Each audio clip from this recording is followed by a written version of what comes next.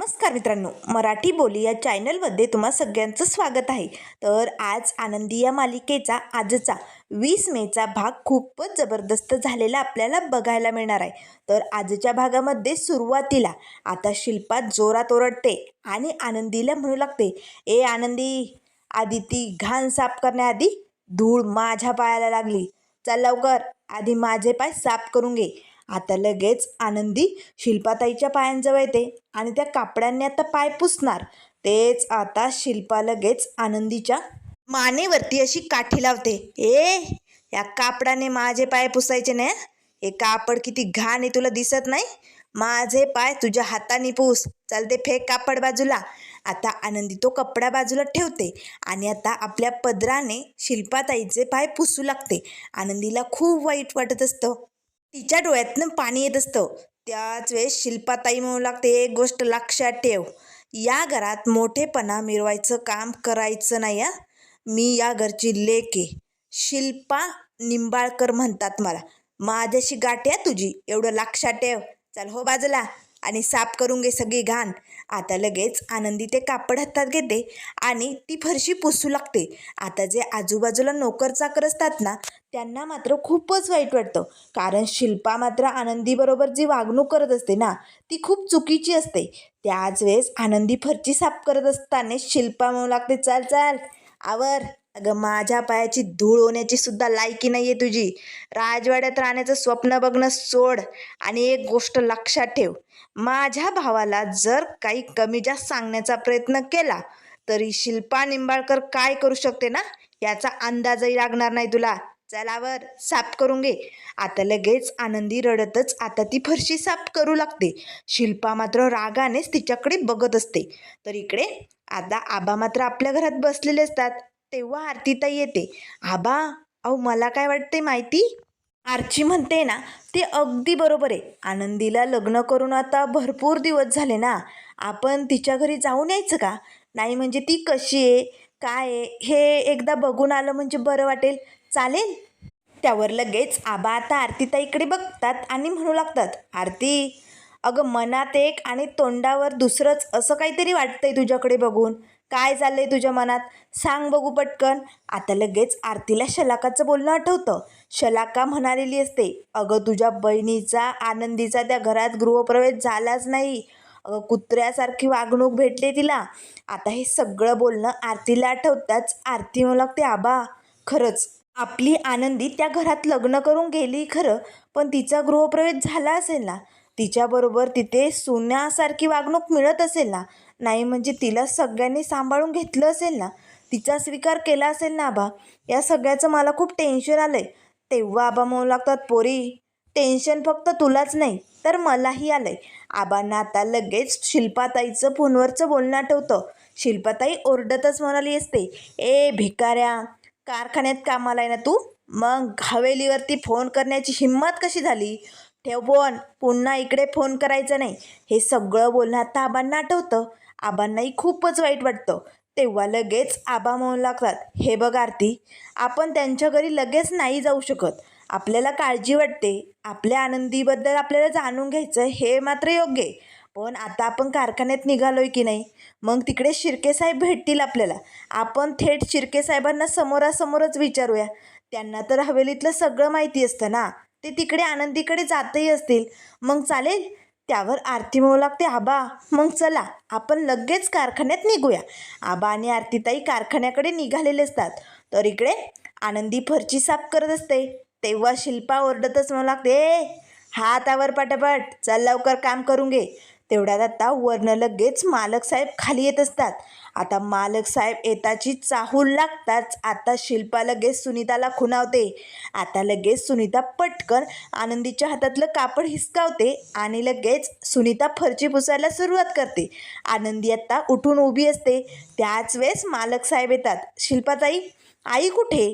तेव्हा लगेच आता शिल्पाताई म्हणू लागते, युगंधर, तू वागलाच असाय ना का आज घरात कोण बी खुश नाही आहे. सगळे टेन्शनमध्ये बसलेत. सगळ्यांना ना तू तोंड लपवण्याची वेळ आणली. त्यावर लगेच मालक साहेब म्हणू लागतात, ताई, आई कुठे? त्यावर लगेच शिल्पाताई म्हणू लागते, आई तिच्या रूममध्येच आहे. जा, तुला जाऊन भेटायचं असेल तर भेट. आता मालक साहेब लगेच आईच्या रूमकडे निघालेले असतात. त्याच वेळेस ते आनंदीजवळ बघतात, आनंदीकडे बघतात. आता आनंदी लगेच आता आपले हात पाठीमागे लपवते, कारण आता तिचे हात खराब असतात ना. त्याच वेळेस मालक साहेब म्हणू लागतात, काय ग पोरी, तू ठीक आहेस ना? तुला काही त्रास तर नाही ना? तेव्हा आनंदी म्हणू लागते, नाही मालक साहेब, मी अगदी ठीक आहे. त्यावर मालक साहेब म्हणू लागतात, सुनीता, आनंदीकडे लक्ष द्या, तिला काय हवं नको ते सगळं द्या. त्यावर लगेच शिल्पाताई म्हणू लागते, तिला काय धाड भरली, ती मस्त व्यवस्थित आहे, जा तू आईला भेट, तिच्याशी बोल. आता लगेच मालक साहेब तिकडनं निघून जातात. त्याच वेळेस आता शिल्पा आनंदीजवळ येते. आता लगेच ती आनंदीचा असा गळा पकडते. काय गे, आज पहिल्यांदा तुझ्यामुळे माझ्या भावासमोर मला खोटं वागावं लागतंय. जर तुझ्यामुळे माझ्या भावाला माझं खरं रूप कळलं ना, तर बघ, नाव लक्षात ठेव, शिल्पा निंबाळकर. चाल निघ. असे म्हणताच आता शिल्पा लगेच आनंदीला ढकलून खाली लोटून देते. आनंदी मात्र रडत असते. तर इकडे आता आबा आरतीताई कारखान्यात आलेले असतात. तेव्हा लगेच आता शिर्के साहेबांजवळ येताच आबा विचारू लागतात, शिर्के साहेब, नाही म्हणजे जीवाला घोर लागलाय हो. पोरगी लगीन करून गेली खरं, पण तिच्या घरी तिचा स्वीकार व्यवस्थित झालाय ना? नवीन घरात तिला सून म्हणून स्वीकारलं गेलंय ना? खूप टेन्शन आले हो. तेव्हा आरतीताई म्हणू लागते, सांगा ना शिर्के साहेब, आमची आनंदी कशी आहे? त्यावर लगेच आता शिर्के साहेब म्हणू लागतात, आबा, अहो काय करायलाय तुम्ही? आता लग्न करून नवीन घरात जायचं, नवीन माणसं, नवीन स्वभाव, सगळं काही सुरळीत व्हायला टाईम लागतो की नाही? आबा तुम्हीच सांगा बरं. आणि आपली आनंदी कसली जिद्दी आणि गुणी पोरे तुम्हाला माहिती आहे ना. किती बी कोण बी काय बी म्हणू द्या, पण आनंदी मात्र सावरणारच. ती सगळ्या संकटांना सामोरं जाऊन सगळ्यांचं मन कसं जिंकते ना लवकरच, ते तुम्ही बघाच. त्यावर आबा म्हणू लागतात, याचा अर्थ म्हणजे आनंदी अगदी ठीक आहे ना? त्यावर शिर्के साहेब म्हणू लागतात, हो, तुम्ही टेन्शन घेऊ नका, आनंदी तिच्या घरी अगदी सुखरूप आहे. काळजी करणं बंद करा. आणि हे बघा, हे जे चेहरे पाडलेत ना, ते जरा आता हसरे करा, कारण मी आता तुम्हाला एक गुड न्यूज सांगणार आहे. त्यावर लगेच आरतीताई म्हणू लागते, गुड न्यूज? कसली बातमी? काय आहे? सांगा ना शिर्के साहेब. त्यावर शिर्के साहेब म्हणू लागतात, आनंदी, अगं, हवेली तिचा गृहप्रवेश झालाय.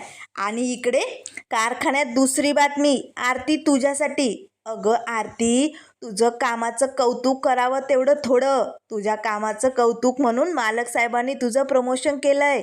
अगं आता तू या कारखान्यात मोठ्या हुद्द्यावरती कामाला लागली. खरंच आरती, तुझं प्रमोशन पक्क झालं. त्यावर लगेच आबा आणि आरतीताईला खूप आनंद होतो.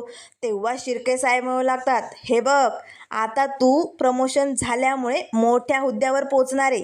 तुला आता लगेच मुंबईसाठी रवाना व्हावं लागेल. तुला तिकडे जाऊन कामाची जबाबदारी पार पाडावी लागेल, चालेल? त्यावर आरती म्हणू लागते, शिर्के साहेब, तुम्ही तर लय आनंदाची बातमी दिली. खरंच थँक्यू शिर्के साहेब. त्यावर लगेच आबा म्हणू लागतात, शिर्के साहेब, खरंच माझ्या नातीला प्रमोशन भेटलं? त्यावर लगेच आता शिर्के साहेब म्हणू लागतात, आबा, खूप खूप अभिनंदन. तुमच्या पोरीने फॅक्टरीत नाव कमावले बरं का. खरंच आरती, पुन्हा एकदा तुझं अभिनंदन. त्यावर लगेच आता आरतीताई म्हणू लागते, खरंच थँक्यू शिर्के साहेब, हे सगळं तुमच्या मार्गदर्शनामुळे झालं.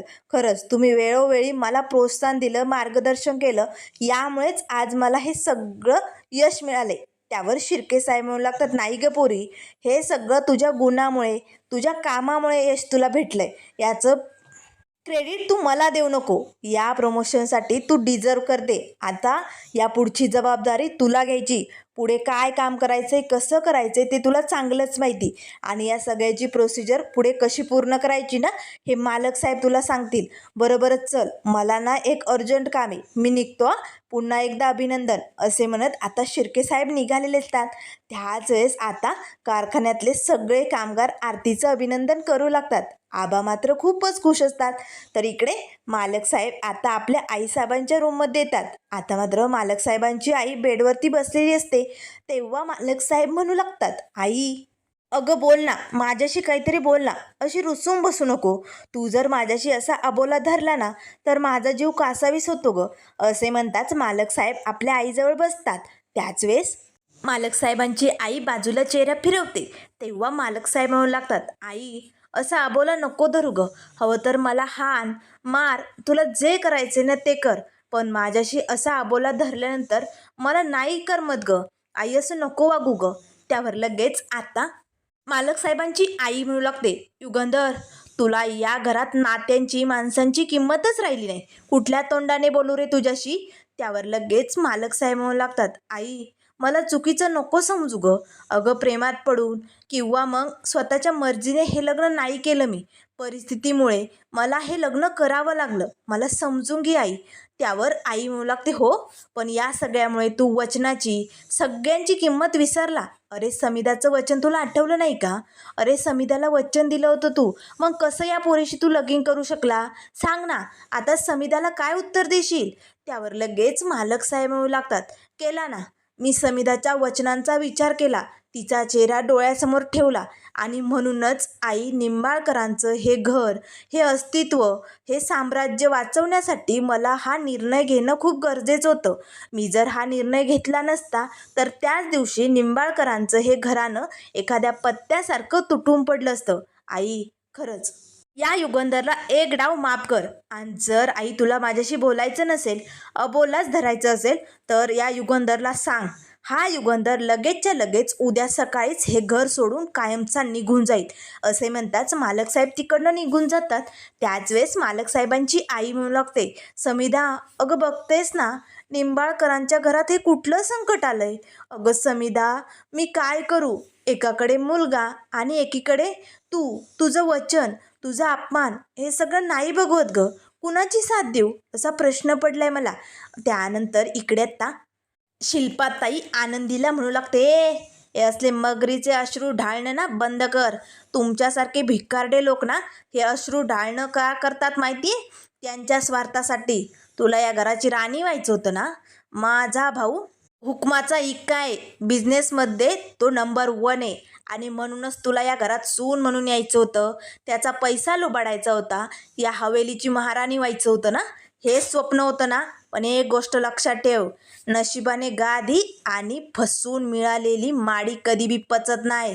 शिल्पा निंबाळकर म्हणतात, कच्ची फाडून खाई ना तुला या घरात. लक्षात ठेव. तुला आता तुझी जागा या घरात दाखवावीच लागेल. भिकारडे, चल आता मी तुला दाखवतेच जागा. असे म्हणताच आता लगेच शिल्पाताई आनंदीचा हात पकडते आणि ओढतच तिला किचनमध्ये घेऊन येते. चल, हा किचनचा कोपरा, हीच तुझी या घरातली जागा. हे जे नोकर चाकर या घरात राहतात ना, या किचनच्या कोपऱ्यात, यांच्याच रांगेत इकडे पडून राहायचं. अजिबात हवेलीची महाराणी होण्याचं स्वप्न बघायचं नाही. तुला काय वाटलं होतं, माझ्या भावाबरोबर लगीन केलं तर तू या घरची राणी होशील, सगळं साम्राज्य तुला भेटेल? जमणार नाही आहे. असं मी कधी होऊ देणार नाही. माझ्या भावाला फसवून या घरात आली ना तू. पण एक गोष्ट लक्षात ठेव, तू आधी भिकारी होती, इथून गेल्यानंतरही भिकारीच असणार आहे. एक दमडीसुद्धा इकडची तुला भेटणार नाही आहे. एक गोष्ट लक्षात ठेव, तू आता या निंबाळकरांच्या हवेलीत राहायला आली, पण या हवेलीचं भाडं कसं वसूल करायचं ना ते मला चांगलंच माहिती आहे. या हवेलीत हवा फुकट भेटते, पण या हवेलीत निंबाळकरांचा झालेला अपमान व्याजासकट परत करावा लागतो. आणि तू निंबाळकरांचा अपमान केला आहे आणि तो मी आता तुझ्याकडनं परतफेड करून घेणार. चल निघ. आता लगेच आनंदीला किचनच्या कोपऱ्यात ढकलतच शिल्पाताई आता तिकडनं निघालेली असते आणि लगेच सगळ्या नोकरांकडे बघतच म्हणू लागते, तुम्ही सगळे कान उघडे आणि डोळे माझ्याकडे लक्ष ठेवून नीट ऐका. एक गोष्ट लक्षात ठेवा, या सगळ्यातलं जर युगंधरपर्यंत काही पोचलं ना तर तुम्हाला सोडणार नाही. आणि ये आनंदी, याच कोपऱ्यात सडत पडायचा.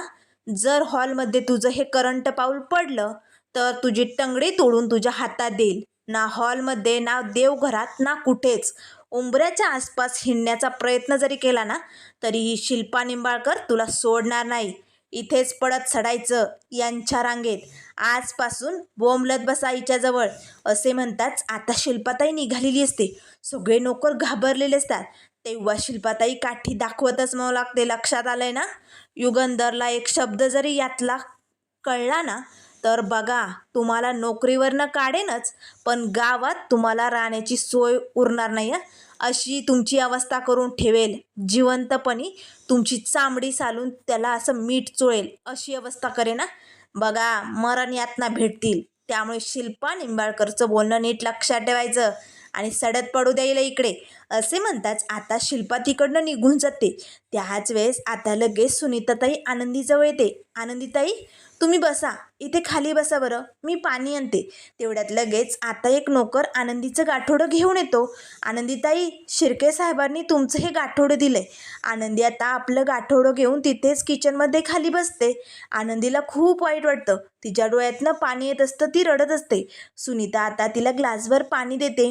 आनंदी पाणी पिते आणि आपलं गाठोडं सोडते. तर त्यात आबांनी आता घरातनं बाहेर पडताना जी अन्नपूर्णा देवीची मूर्ती दिलेली असते ना, ती मूर्ती आता आनंदी आपल्या गाठोड्यातनं बाहेर काढते. आता त्या मूर्तीला असं हातात धरतच आनंदी म्हणू लागते, आबा, तुम्ही सांगितलं होतं मुलगी लग्न करून घरात गेल्यानंतर ही अन्नपूर्णा देवी तिचं पोट भरवते, तिला सांभाळून घेते. आणि आबा, साक्षात मला या अन्नपूर्णाच्या पोटातच जागा मिळाली, मी इथेच माझा संसार सुरू करणार. असे म्हणताच आता आनंदीने ती मूर्ती किचनमध्येच मांडलेली असते. आनंदी रडत असते. तिला खूप वाईट वाटतं, कारण शिल्पाताईने जी वागणूक दिलेली असते ना, ती अगदी चुकीची असते. त्याच वेळेस आता इकडे संध्याकाळची वेळ होते. सगळेजण जेवणासाठी बसलेले असतात. आता आनंदीला शिल्पाताईच्या सांगण्यावरनं किचनमधनं बाहेर पडण्याची परवानगी नसते. सगळेजण जेवायला बसलेले असतानाच मालक साहेब म्हणू लागतात, समदेजण जेवलेत का? नाही म्हणजे आनंदी जेवली आहे का? ती कुठे दिसत नाही. त्याच वेळेस शिल्पाताई म्हणू लागते, जेवली की, केव्हा जेवली आणि झोपली पण ढाराडूर, आपण घ्या जेवण करून. त्याच वेळेस आता लगेच युगंधर मालकांची आई म्हणू लागते, पण ही धनश्री कुठे राहिली? सकाळपासनं ना या धनश्रीला कसं समजावून सांगावं ना तेच कळत नाही. सारखा विचार त्या विद्याधरचा चालू आहे. आता लगेच शिल्पा तिला आवाज देते आणि म्हणू लागते, धनश्री, जेवण करून घे, चल पटकन. त्याच वेळेस धनश्री म्हणू लागते, नाही ताई, यांना मी 100 वेळा फोन केलेत, पण एकही फोन उचलत नाही. भाऊजी, सांगा ना, यांच्याबद्दल तुम्हाला काही माहिती आहे का? सांगा ना भाऊजी, हे कुठे गेलेत? मी किती फोन केले, मला खूप टेन्शन आले भाऊजी. पण मात्र मालक साहेब एक नाही, दोन नाही, गप्पच. आता सगळेजण लगेच मालक साहेबांकडे बघतात. तेव्हा शिल्पाताई म्हणू लागते, युगंधर, तुला विद्याधरबद्दल काही माहिती आहे का? तसं असेल तर ते आम्हाला सांग. त्यावर लगेच मालक साहेबांची आई म्हणू लागते, युगंधर, विद्याधरने काही केलं आहे का, जे तू आम्हाला सांगू शकत नाही? सांग ना लवकर. त्याच वेळेस आता धनश्री मालक साहेबांजवळ येते. मालक साहेब, भाऊजी असं नका न करू. अहो, तुम्हाला मी सकाळी विचारलं होतं, जीवाला घोर लागलाय हो. कुठे तुमचा भाऊ? काय झालंय त्यांच्यासोबत, सांगा ना. त्याच वेळेस मालक साहेब म्हणू लागतात, जेलमध्ये तो, अटक झाली त्याला. आता हे ऐकताच सगळेजण धक्क्याने उठून उभी राहतात. त्याच वेळेस आता धनश्री म्हणू लागते, काय, अटक झाली? अहो भाऊजी, मग तुम्ही बसलात काय? अहो, तुमच्या भावाला अटक केली त्यांनी, जा पटकन त्यांना सोडावून आणा. त्यावर लगेच शिल्पाताई म्हणू लागते, युगंधर, विद्याधरला अटक झाली आणि तू शांतपणे बसलाय? हे सगळं कोणी केलं आणि का? लवकरात लवकर त्याला बाहेर काढ. त्यावर लगेच मालक साहेब म्हणू लागतात, जमणार नाही, कारण शिल्पाताई, त्याला अटक व्हावी अशी माझी इच्छा होती, मीच त्याला जेलमध्ये टाकलंय. आता हे ऐकून सगळ्यांना धक्का बसतो. अरे पण का?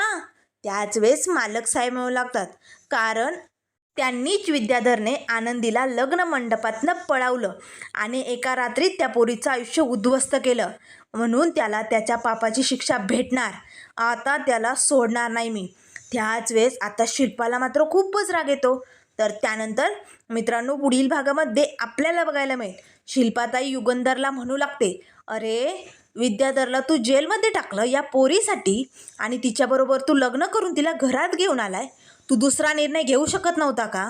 पण युगंधर, तू त्या पोरीला या घरात आणून मोठी चूक केली. आता मालक साहेब लगेच वरती निघून जातात. आनंदी किचनमध्येच बसलेली असते. त्याच वेळेस आता सुनीता येते आणि म्हणू लागते, आनंदीताई, मालक साहेबांनी तुम्हाला त्यांच्या रूममध्ये बोलावलंय. आनंदीला खूपच आनंद होतो. मालक साहेबांनी मला बोलावलंय. आता आनंदी तातडीने मालक साहेबांकडे जाते. तेव्हा मालक साहेब म्हणू लागतात, आनंदी, हे बघ, आपल्या नात्यात प्रेम कधीच नसेल, पण आदर नक्कीच असेल. आपल्या वयात खूप अंतर आहे, त्यामुळे तुला माझ्याबरोबर या घरात राहायचं आहे की नाही हा निर्णय तुझा स्वतःचा असेल. तर तुझा निर्णय तू मला सांग आणि मग तुला या घरातनं निघून जायचं असेल तर तू जाऊ शकते. आनंदी, आता आपल्या दोघांचं आयुष्य तुझ्या निर्णयावरती अवलंबून आहे. सांग आनंदी. आनंदी मात्र त्याच वेळेस होकार देते. आता या सगळ्यात आनंदी आपला संसार कसा सुरू करणार, पुढे काय काय होणार, हे सगळं आपल्याला लवकरच बघायला मिळेल. त्यामुळे मित्रांनो, अशाच मालिकेंच्या अपडेट पाहण्यासाठी चॅनलला लाईक करा, सबस्क्राईब करा. व्हिडिओ पाहिल्याबद्दल धन्यवाद.